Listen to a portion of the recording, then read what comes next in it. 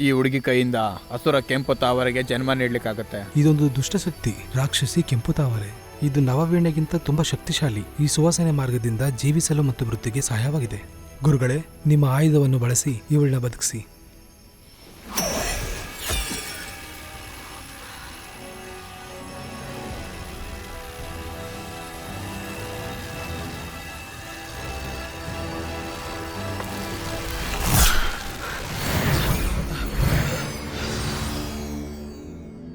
block robe,